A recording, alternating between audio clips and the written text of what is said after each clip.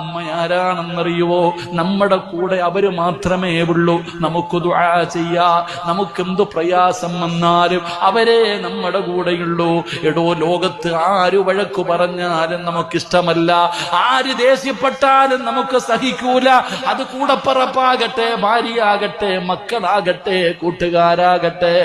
പക്ഷേ രാത്രി 11 മണിക്ക് വീട്ടിലേക്ക് കയറി ചെല്ലുമ്പോൾ ഉമ്മ വീട് തുറന്നു, വാതില് തുറന്നിട്ട് ഉമ്മ പറയും സമയത്തുറങ്ങൂല, ഭക്ഷണം കഴിക്കൂല.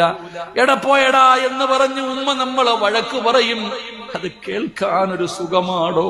ഉമ്മ വഴക്ക് പറയുമ്പോഴും കേൾക്കാനൊരു സുഖമാണ്. ഉമ്മാടെ വഴക്കിന് പോലും വല്ലാത്ത ഒരു സമാധാനമുണ്ടായിരുന്നു. പക്ഷേ ഇന്ന് മറന്നുപോയല്ലോ.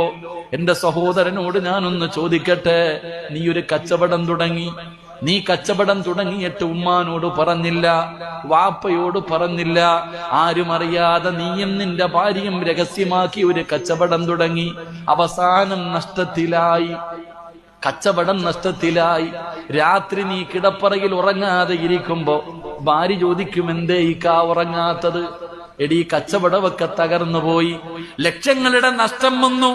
ഭാര്യ പറയുന്ന വാക്കെന്തെന്നറിയോ? നിങ്ങൾക്ക് അങ്ങനെ തന്നെ വേണം. കേൾക്കുന്നെങ്കിൽ നമ്മുടെ വീഡിയോ ലൈക്ക് ചെയ്യാനും ചാനൽ സബ്സ്ക്രൈബ് ചെയ്യാനും മറക്കണ്ട. നമുക്ക് അടുത്ത നല്ലൊരു വീഡിയോ ആയിട്ട് കാണാം. ബൈ.